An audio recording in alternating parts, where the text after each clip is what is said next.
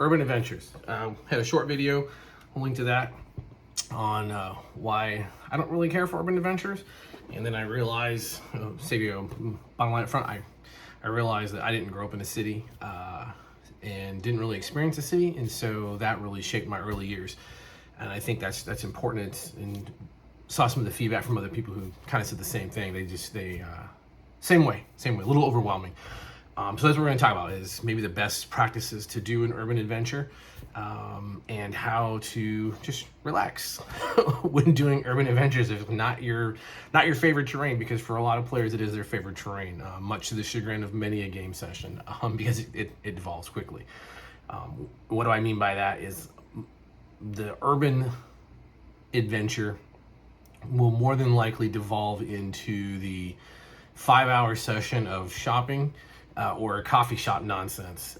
It really happens. Do all that stuff off table. Let them let them tell you as a GM what they want. You don't have to role play going shopping. It really is just unless that's your thing. It's not my thing. It's not a lot of GM's things. Just to fair warning as a player, they humor it because we're the GMs, and that's really our job.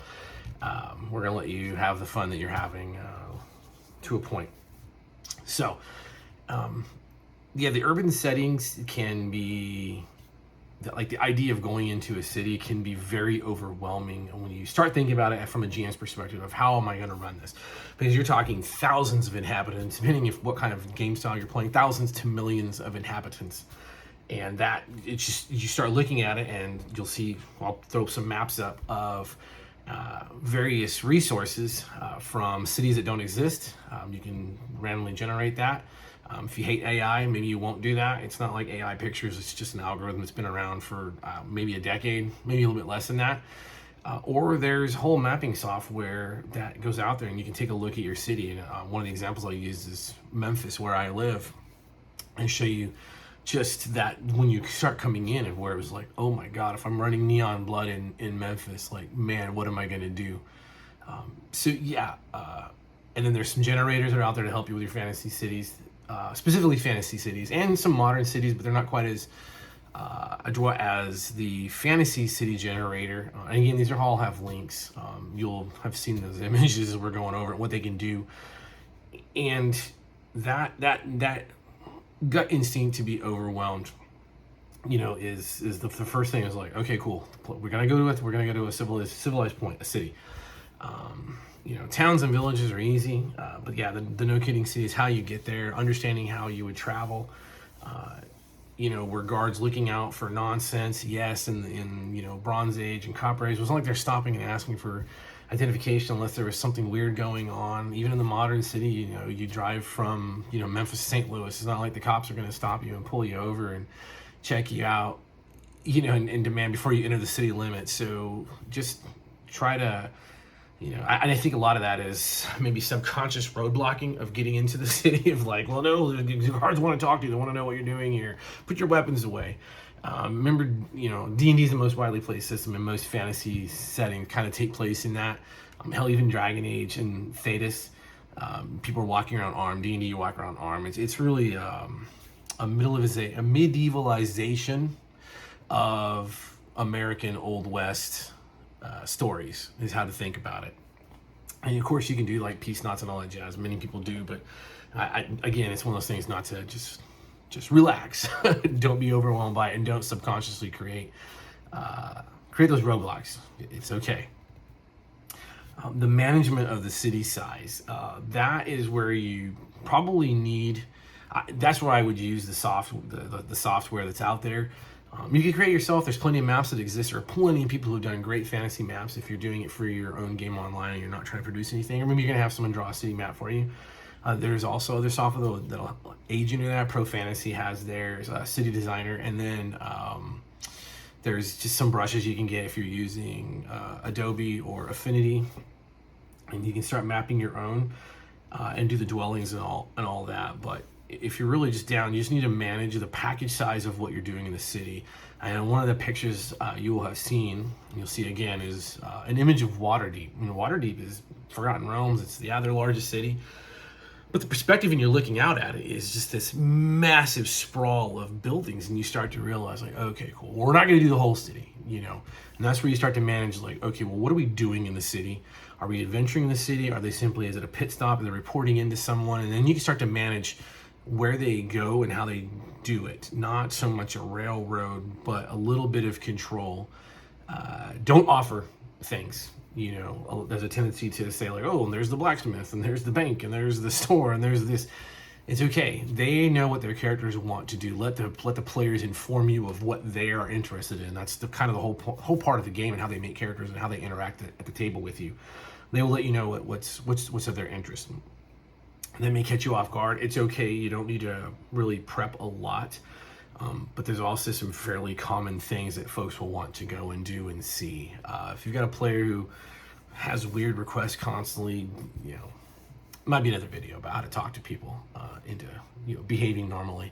But that's been a problem in the hobby since I was a kid playing these games. So it's all right. It's been that thing since the 80s. So the management piece is there, and it's not just managing your expectations, it's managing their expectations, it's managing time for the table, managing your time, managing their time, and keeping everyone on track, because it's really the most important piece. Is odds are is you're usually just entering an urban environment for a variety of reasons, probably on a short list, and then to get back out and do the adventure. If you're doing the medieval fantasy, and that's sort of where I'm targeting towards, is medieval fantasy. Like cyberpunk is going to be a whole different genre of adventuring. Because you might have Badlands and you might have cross-land travel, yes, but the majority of what's happening is inside. And I think if you're doing that, when you understand how to start to collapse into an internal close hold management system, it's where I think it becomes a little bit easier.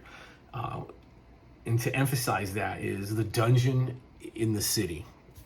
And I don't mean the literal dungeon going underground, but if you think of the dungeon and you look at something like the Temple of Lies, it's this old school adventure. It's really good. It's basically you go into this opium den looking for, you know, person X, and you're dealing with that.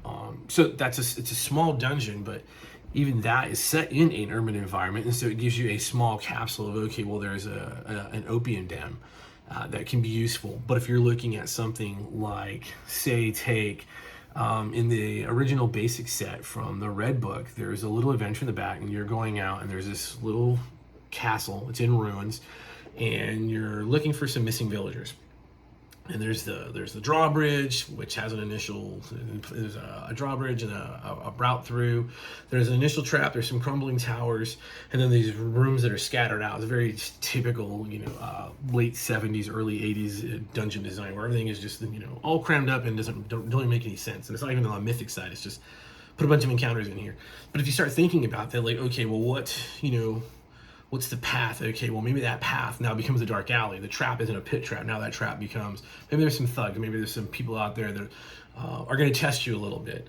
Maybe something just falls. There's just something, you know, set the mood for the players. So you have that initial thing. And then you get those two towers. Okay, well, those two towers could easily become, well, there's maybe some shops.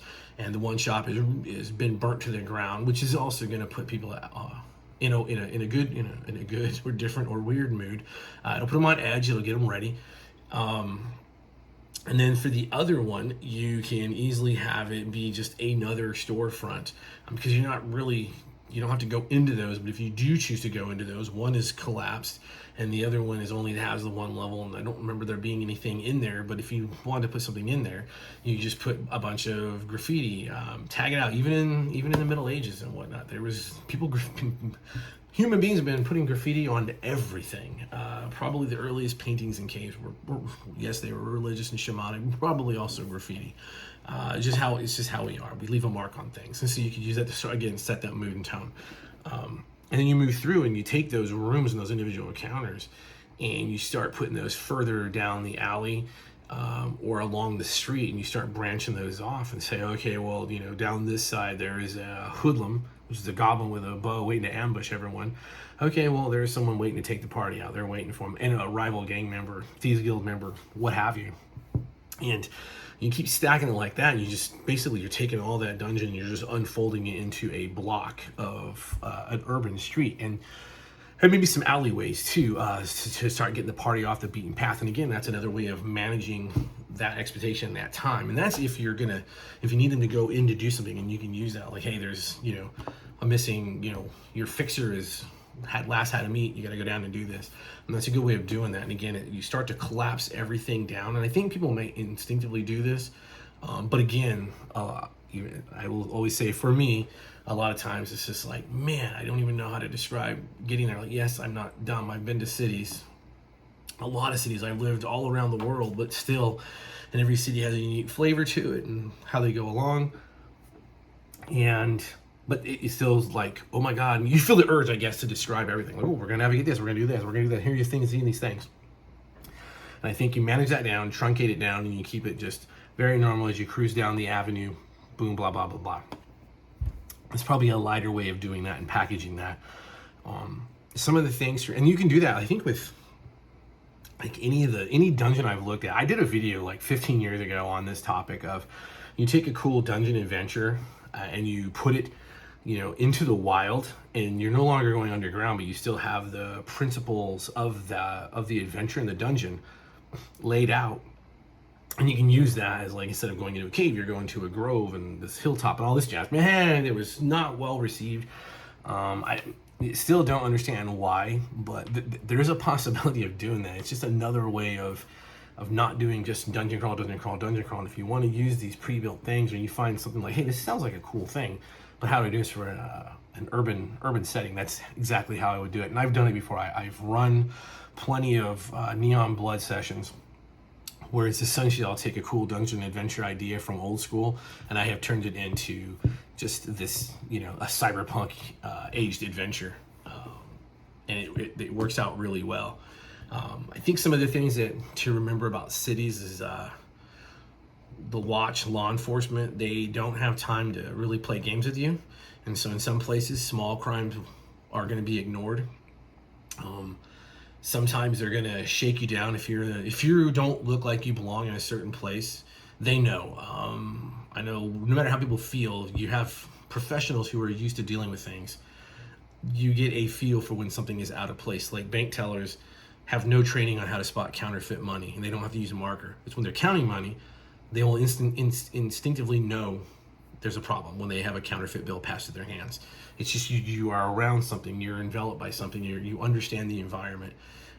And so if you're dressed like adventurers and now you're doing whatever in the wrong side of the town, the watch there is going to know. And, they may harass you for a variety of reasons, not the least of which is going to be, what are you doing here? Get your ass out of here before something bad happens to you, kind of thing. And that's very common.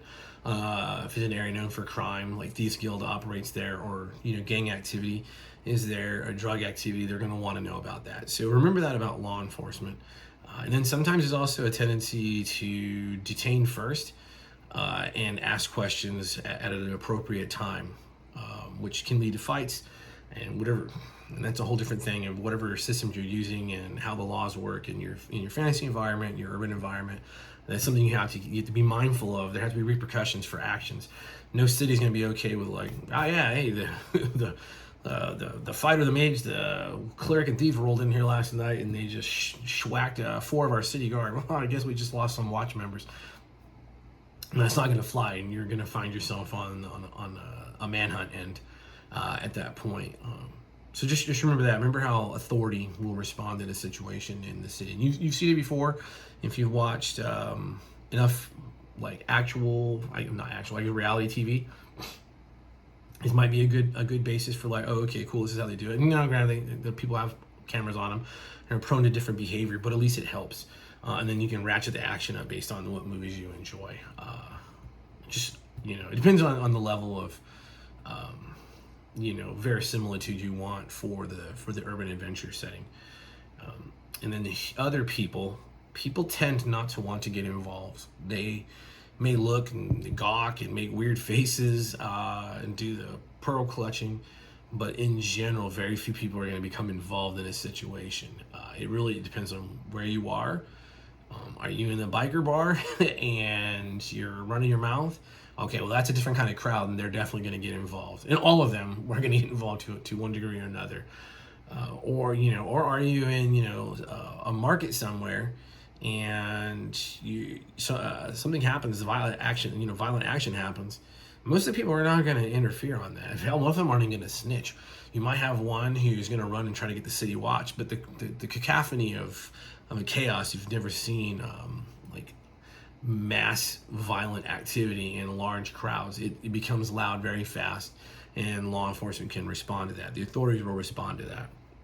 So be mindful of that. You're not going to have like a bunch of street merchants are going to suddenly just jump people. Now, yes, you have the one or two off cases that you see in the modern news and you can read about, but in general, people just do not want to become involved with the situation.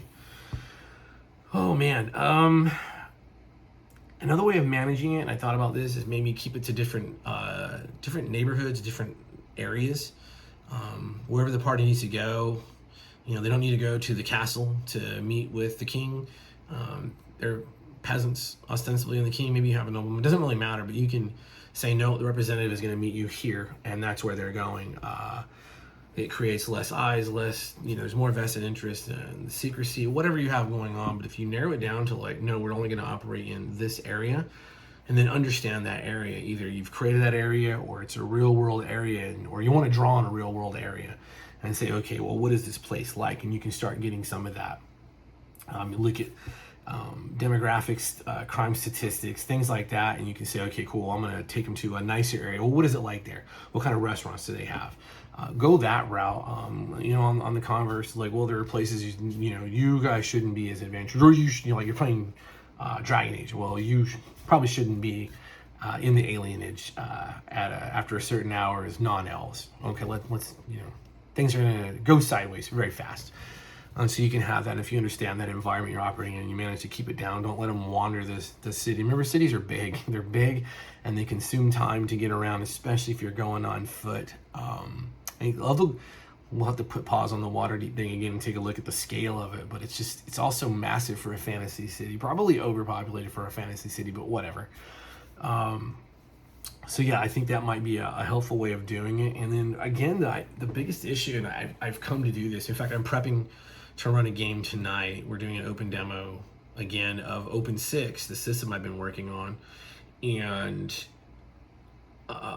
I'm pretty sure I'm going to have it as an urban adventure with some political intrigue and some espionage, all fantasy stuff. But this topic coming up has really helped out of like, oh, okay, cool, and trying to get used to it. And the advice I keep giving myself is I'm looking at all this and being like, man, there's so people and things and the NPCs, and it's like, okay, cool, but you can list those out and it's not a big deal. You have little snippets of them. Give them the 5 points. What do I feel? What do I love? What do I need?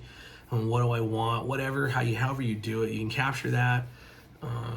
Personality, a-hole, nice, great aunt, things like that. That can help out. Just relax. Relax, the best part. Again, take it all in. Don't be overwhelmed. Use the resources you have. Take a look at some of those links if those help for just the mapping of the city and whatnot. And then, just remember, the players are going to direct you to the things they want to do. You don't need to describe every part of the city. And you can absolutely take any dungeon anywhere and put it as a city. Hell, if you're running a mega dungeon, you literally can just take those and make those into a crazy city pattern. It might be the easiest thing to do, quite honestly, is to bring a mega dungeon up to the surface and spread it out. And you can meet each level is just a different part of the city as it gets, criminally worse or what have you. There's a lot of ways of doing it, but hopefully that helps. It's a weird concept for me because I don't really like urban adventures, and I know I've said that repeatedly, but I think it's an important part of gaming, and you need to grow that diversity of skills to be able to run a good urban adventure where people are going to have a good time. Playing Eberron also helped me personally start breaking myself. I had wrapped myself around Shar in the City of Towers when I realized it's just New York City. It's all these towers that are miles high and everything takes place inside of a tower, but most gamers are like, well, the tower map is like this super circle staircase and there's nothing. You just got to realize, like, okay, think about the office buildings you've been in or the corporate buildings you've been in that are towers. Like, oh, okay, that's right, they have coffee shops and they have a floor that has a gym and things like that. And when you start understanding that and you say, okay, again, relax, bring what you have into it, and then think outside of just that limited box that sometimes we put ourselves in as GMs. If you got any tips or tricks that can help out, add them below, please. Check out our stuff on DriveThru RPG under Thieves Guild Games. And until next time, keep rolling.